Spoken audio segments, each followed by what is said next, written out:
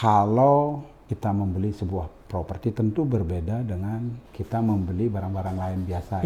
Contoh kita misalnya kalau mau membeli televisi misalnya, kita cukup hanya menunjukkan bukti transfer pembayaran. Kita sudah dianggap sah, bisa punya TV itu tadi. Televisi itu. Nah, sedangkan kalau di properti bukan sesederhana itu. Ada beberapa tahapan yang harus kita lalui.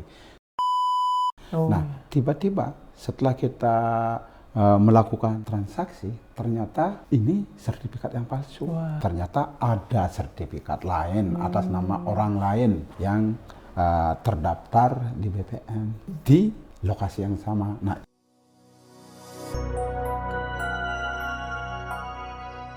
banyak dari kita mungkin berpikir proses membeli properti itu sesederhana beli, membayar, tanda tangan sesudah selesai. Tapi secara hukum, gimana sih proses yang tepat supaya properti ini benar-benar sah menjadi milik kita?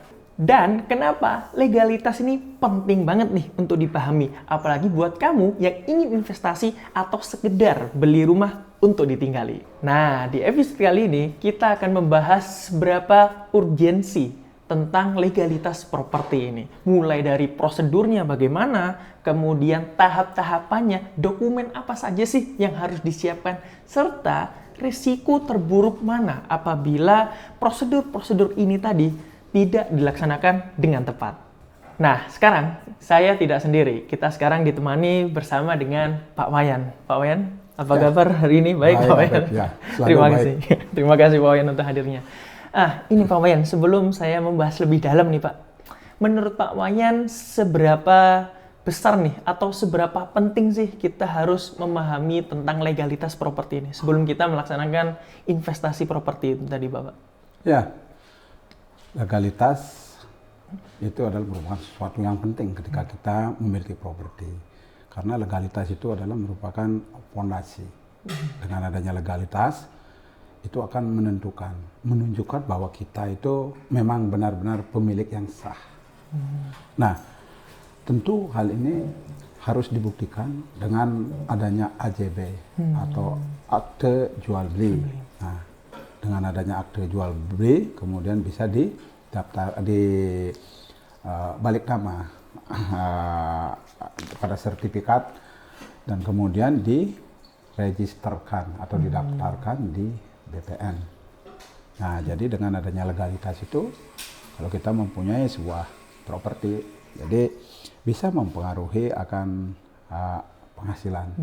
Nah, misalnya kalau kita mempunyai villa, tidak dibarengi dengan legalitas, nah nanti suatu saat ada partner yang ingin bekerja sama, misalnya untuk sewa menyewa villa, mereka meminta legalitas kita karena mereka tidak ingin mendapat masalah ketika kerjasama itu berjalan. Nah, itu kan kalau kita tidak mempunyai legalitas, itu kan bisa menghambat penghasilan kita. Itu yang pertama. Kemudian kalau kita suatu saat misalnya melihat bahwa ROI atau peningkatan harga properti itu naik dan kita ingin mendapatkan keuntungan saatnya kita menjual misalnya, itu sangat diperlukan juga legalitasnya. Jadi legalitas itu adalah merupakan sesuatu yang fundamental ketika kita memiliki sebuah properti, khususnya di Bali.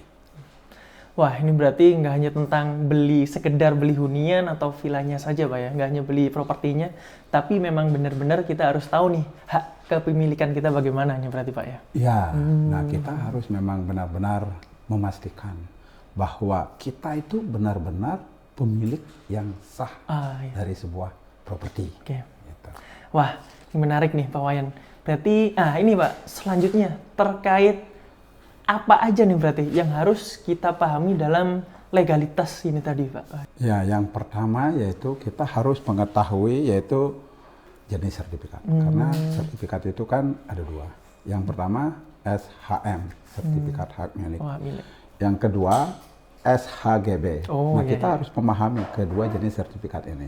Nah, SHM itu sertifikat hak milik. Jadi kita mempunyai kendali penuh atas hak daripada kepemilikan ini. Di antaranya kita bisa memiliki dalam tanpa batas waktu. Kita bisa menyewakan, kita bisa membeli, kita bisa mewariskan, kita bisa menjual. Nah itu semuanya kita yang mempunyai kendali penuh. Nah sedangkan kalau SHBG itu, SHGB tadi Pak ya? Ya itu sertifikat hak guna bangunan ya. Jadi tanah itu milik orang lain. Dalam hal ini misalnya contoh ya, kalau kita diberikan hak oleh pemerintah untuk membangun sebuah rumah. Ya. Jadi kita hanya berhak membangun di tanah tersebut. Kita tidak memiliki tanah tersebut. Nah ini suatu saat misalnya kalau ada kepentingan oleh si pemilik, misalnya ini tanahnya bisa diambil alih sehingga kita bisa kehilangan tempat tinggal. Nah itulah bedanya. Yang kedua yaitu sebuah proses pembeliannya. Ada, kalau kita memiliki sebuah properti itu kan ada sebuah proses. Proses pembelian itu misalnya melalui AJB atau akte jual beli. Nah kemudian akte jual beli ini kan pemindahan nama dari si penjual kepada si pembeli. Nah dari AJB inilah kemudian bisa diproses sertifikat. Nah, jadi sertifikat yang atas nama penjual itu diganti dengan nama si pembeli sesuai dengan AJB tersebut. Yang ketiga yaitu legalitas bangunannya. Nah, ketika kita membeli sebuah properti itu, pastikan bangunannya ada izinnya nggak. Sehingga nanti ke depan kita tidak bermasalah. Nah, yang terakhir yaitu pastikan properti itu tidak dalam sengketa. Nah misalnya sebuah properti yang dimiliki oleh 2 orang atau satu keluarga ya, yang sedang bersengketa, di mana sebagian setuju untuk menjual dan sebagian tidak setuju untuk menjual. Nah ini termasuk masih dalam sengketa, itu kita pastikan aman dulu. Kalau misalnya satu keluarga yang memiliki itu, sekeluarga yang terdaftar atau ahli waris daripada mereka itu harus semua menandatangani, menyatakan setuju lewat tanda tangan di notaris ya. Ada juga sertifikatnya masih dijaminkan di bank. Nah kalau misalnya sertifikat masih dijaminkan di bank, nah bagaimana kita bisa memproses jual belinya? Itu kan akan menjadi hambatan juga. Nah jadi lewat notaris itu semuanya bisa dibantu. Jadi pastikan kita semua mengurus AJB dan sertifikat itu di notaris biar kita lebih aman. Begitu ya. Siap. Wah, ya ini tadi Pak. Tadi kan sempat kita singgung nih dari sertifikat, kemudian proses jual beli, hak izin bangunannya. Ini Apip mau mulai dari sertifikatnya dulu nih Pak. Dari legalitas apa nih yang harus kita cek dulu? Nah, kalau untuk mengecek sebuah sertifikat itu sebelum kita melakukan pembelian, ya itu sangat penting sekali. Nah, bagaimana kita mengecek sertifikat itu? Kita bisa minta bantuan lewat notaris atau PPATK, atau PPAT ya. PPAT. Ya, jadi untuk mengecek bahwa sertifikat itu sudah terdaftar di BPN. Oh iya, di BPN. Ya, kemudian juga yang penting, atas nama di sertifikat itu siapa? Nah, siapa yang memiliki sertifikat itu? Nah, kemudian apakah sertifikat itu terdaftar sesuai dengan si pemilik yang atas nama itu? Nah, paling tidak itu yang harus kita pastikan di awal dulu, supaya nanti tidak ada istilah. Kan kalau zaman sekarang itu kan banyak nih, kita melihat satu sertifikat tanpa mengecek ke BPN. Nah, tiba-tiba setelah kita melakukan transaksi, ternyata ini sertifikat yang palsu. Artinya sertifikat yang kita jadikan dasar untuk AJB di notaris itu ternyata tidak terdaftar di BPN. Nah, ketika dicek oleh notaris, ternyata ada sertifikat lain atas nama orang lain yang terdaftar di BPN di lokasi yang sama. Nah, ini harus kita hati-hati. Ya, begitu. Wah, ini berarti terkait jual beli rumah, hunian dan lain sebagainya, sertifikat ini sangat penting ini, fundamental sekali buat ini, Ya, Bapak. itu merupakan fondasi Wah, iya, daripada siap-siap. beberapa kepemilikan yang sah. Begitu. Ya, siap. Kemudian selanjutnya nih Pak, tadi kan juga sempat disinggung nih terkait proses jual belinya. Mungkin Pak Wayan bisa nih menjelaskan lebih detail mungkin terkait jual beli ini apa nih yang harus kita siapkan? Ya, setelah kita cek keberadaan atau keabsahan daripada sertifikat tersebut, nah kita memasuki tahap jual beli. Nah, pada tahap jual beli ini,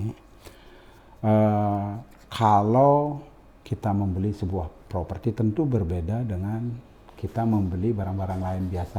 Contoh kita misalnya kalau kita mau membeli televisi misalnya, kita cukup hanya menunjukkan bukti transfer pembayaran. Nah, dengan menunjukkan bukti transfer pembayaran, kita sudah dianggap sah bisa punya TV itu tadi. Televisi itu. Nah, sedangkan kalau di properti bukan sesederhana itu. Ada beberapa tahapan yang harus kita lalui. Nah, kalau misalnya kita membeli sebuah properti inden dari developer misalnya. Nah, misalnya ada seseorang atau Bapak Ibu yang membeli villa di Miraland, sama nih Villa Pecatu misalnya. Nah itu yang pertama itu kita harus memberikan tanda jadi atau booking fee. Nah itu sebesar 20 juta. Nah ini tujuannya adalah untuk mengikat keseriusan pihak calon pembeli. Nah kemudian setelah itu ada tahapan yang namanya SPPJB. Nah, karena kita kan menjual villa itu kan inden, villanya belum dibangun. Nah, SPPJB inilah yang akan menjadi pedoman bersama antara penjual dan pembeli. Contohnya, misalnya ada kesepakatan, saya membeli villa 3 bedroom, lantai 2, ada kolam renang. Nah, selesainya harus 1 tahun atau 6 bulan. Nah, di sana ditulis semuanya apa yang menjadi keinginan daripada si pembeli. Nah, kemudian begitu juga si penjual. Ya, nanti kita semua itu penuhi, tetapi Bapak atau Ibu harus bayar on time dong, sesuai dengan tahapan ini.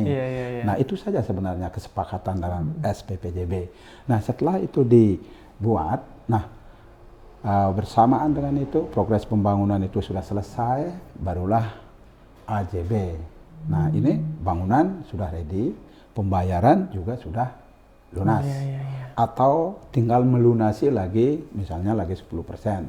Itu dilakukan saat AJB, pembuatan akte jual beli. Nah, pembuatan akte jual beli ini adalah sebuah proses di mana pemindah tanganan nama antara nama si penjual menjadi nama si pembeli. Ya, jadi setelah AJB ini selesai, barulah bisa diproses sertifikat hak miliknya. Jadi sertifikat nama sebelumnya atas nama si penjual ini diganti menjadi nama baru si pembeli berdasarkan AJB tersebut. Nah, begitu. Wah, ini berarti prosesnya lumayan panjang ya terkait untuk legalitas ini tadi Pak ya? Iya, begitu. Nah, kita harus memahami bagaimana proses daripada pembelian properti khususnya di Bali ya. Agar kita tidak nanti terjebak dalam situasi yang tidak ingin kita alami. Sehingga nanti bisa merugikan kita sendiri. Karena itu banyak yang terjadi ya. Nah, maka daripada itu kita di dalam berinvestasi apalagi investasi ini kan bukan puluhan juta, bukan ratusan juta Maka daripada itu tidak ada salahnya kita mengerti tentang bagaimana proses pembelian properti di Bali khususnya. Nah, ini juga saya penasaran nih Pak terkait legalitas bangunannya. Terkait proses penanganannya atau mungkin pelaksanaannya ini tadi kita sendirian atau nanti dibantu apa bagaimana nih Pak prosedurnya? Nah, ini yang menarik. Nah, kalau kita membeli sebuah tanah, misalnya tanah kapling sendiri ya, kepada orang lain. Kemudian kita membangun juga sendiri. Nah itu semua perizinan atau dokumentasi itu tentu saja kita sendiri yang ngurus. Nah kita bisa menyewa atau mencari jasa kepengurusan itu sendiri. Tetapi kalau Bapak Ibu misalnya membeli kepada pengembang, misalnya kepada Miraland ya. Nah jadi semua itu kita yang ngurus. Jadi Miraland yang ngurus. Nah ada 2 dokumen yang harus kita pegang ya, sebelum kita membangun villa misalnya. Yang pertama yaitu PBG, persetujuan bangunan gedung. PBG. Itu harus ada di tangan. Nah kalau dulu itu kan IMB namanya, izin mendirikan bangunan. Nah sekarang sudah berubah bersamaan dengan regulasi baru dari pemerintah. Itu regulasinya ada di pemerintah, bukan di kita ya. Jadi kita wajib mengikuti regulasi yang diterbitkan oleh pemerintah. Nah kalau itu sudah ada, berarti kita itu sudah membangun mengikuti tata ruang yang ditentukan oleh pemerintah. Setelah itu kita perlu memegang satu dokumen lagi yaitu SLF namanya. SLF. Ya, sertifikat layak fungsi. Ya. Fungsi. Jadi setelah bangunannya selesai nih, nah akan dicek nanti oleh bagian tata ruang. Nah kemudian bangunannya ini layak nggak untuk dihuni? Bangunannya ini layak nggak untuk disewakan? Nah kalau sudah dianggap layak, baru itu akan dikeluarkan yang namanya SLF. Itu tadi ya. Siap. Jadi 2 dokumen itu sangat penting ya. Nah, kemudian kalau kita membeli properti pertama dengan pengembang, saya katakan tadi, itu biasanya sudah diurus secara langsung oleh pengembang. Jadi kita tidak perlu khawatir dalam kepengurusan akan dokumen tersebut. Begitu. Siap. Pak, ini berarti tadi sempat Bapak singgung juga termasuk prosedurnya di dalam mengembangkan ini developer Miraland ini juga cukup baik berarti Pak ya? Ya, selama ini sih kita tidak ada masalah ya, dengan semua klien-klien kita. Kita ratusan loh. Wah, ada klien ya. Nah karena dokumentasi itu adalah sesuatu yang sangat penting. Sangat penting Pak. Sulit kiranya kita mengurus di awal, tetapi mudah di kemudian hari kita tidak ada masalah. Jangan sampai kebalik. Ya, semua mudah kita anggap di depan, ya itu sering terjadi. Nah, ketika kita membeli properti, kita menganggap legalitas itu gampang. Sehingga begitu kita membeli properti itu terdapat suatu masalah di kemudian hari, barulah kita nanti akan kaget. Nah ini Pak, ini memang harus saya tekankan sekali lagi nih Pak, terkait betapa pentingnya legalitas atau mengurus legalitas bangunan ini tadi Pak. Kalau misal terjadi nih, semisal dia tidak ada legalitas, itu apakah tetap bisa membangun kita Pak? Atau mungkin bagaimana kira-kira? Ya, faktanya di lapangan sampai saat ini saya melihat banyak orang-orang yang membangun properti tanpa mengurus legalitas terlebih dahulu. Nah, tetapi ingat konsekuensinya nanti membangun tanpa memenuhi legalitas itu bisa dianggap bangunan tersebut tidak diakui secara hukum.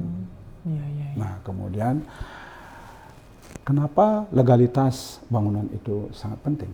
Nah, yang pertama yaitu untuk memastikan bahwa bangunan itu dibangun sesuai dengan aturan atau tata ruang yang ada. Nah, karena di Indonesia kita itu mengenal yang namanya zona peruntukan wilayah ya. Contoh misalnya ada zona perkebunan, ada zona hijau namanya ya kalau perkebunan, ada zona pertanian, ada zona wisata, kemudian ada zona peruntukan untuk perumahan. Nah, pastikan kalau kita membangun itu di zona yang untuk pemukiman. Pemukiman sesuai. Yang sesuai ya. Jangan sampai kita membangun villa di zona hijau, nanti ini akan menjadi masalah ke depannya. Nah, yang kedua yaitu ini bisa dengan adanya legalitas ini bisa melindungi si pemilik itu secara hukum. Contoh kalau suatu saat misalnya kita mempunyai properti tanpa mengantongi legalitas, ini bisa nanti akan ditegur, kemudian bisa kena denda, kemudian dalam kasus tertentu bisa-bisa bangunan kita itu dibongkar. Nah, itu kan hal yang kita tidak inginkan. Kemudian dengan adanya legalitas yang lengkap, kita ingin fungsi daripada properti tersebut maksimal sesuai dengan peruntukannya. Misalnya kalau kita ingin menyewakannya, kita ingin bekerja sama, dan mungkin suatu saat kita ingin balik nama. Jadi semua legalitas itu kita sudah miliki, akan mempermudah proses-proses di kemudian hari, begitu ya. Wah, ini berarti kalau misal ada yang tanya nih, bisa nggak bangun secara tanpa legalitas? Kalau secara fisik mungkin bisa Pak ya, Bisa. tapi secara izin ini sangat tidak aman dan sangat tidak disarankan Pak ya. Ya, kalau kita misalnya memaksakan diri untuk membangun sebuah properti tanpa mengurus legalitas pertama, itu berisiko di kemudian hari. Risikonya tinggi tadi. Iya, banyak risikonya nanti. Jadi kalau kita khususnya di Bali ya, teman-teman di Bali kalau mau membangun villa atau properti di Bali, pastikan Anda mengurus legalitas terlebih dahulu. Wah, siap. Ya. Ini kalau boleh saya simpulkan berarti legalitas itu sangat penting sekali Pak ya. Ini yang menjadi tanda bahwasanya properti ini apakah benar-benar jadi hak milik kita ini. Apalagi dengan legalitas yang lengkap, itu kita nggak usah khawatir karena benar-benar dilindungi sama hukum yang ada di Indonesia. Dan gak hanya itu, proses kita, investasi kita itu sangat aman sekali.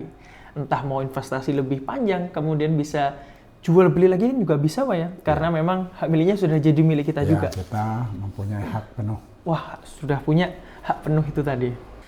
Nah, ini juga yang menjelaskan kenapa peran developer ini sangat penting. Mencari developer yang memang sangat profesional dalam mengatasi proses legalitas ini tadi.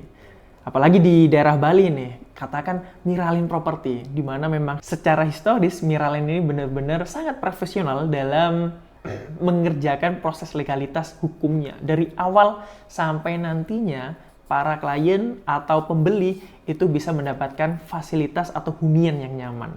Mungkin gitu saja pembahasan kali ini, kita akan bertemu di video selanjutnya. Terima kasih, jangan lupa untuk subscribe, komen, dan like.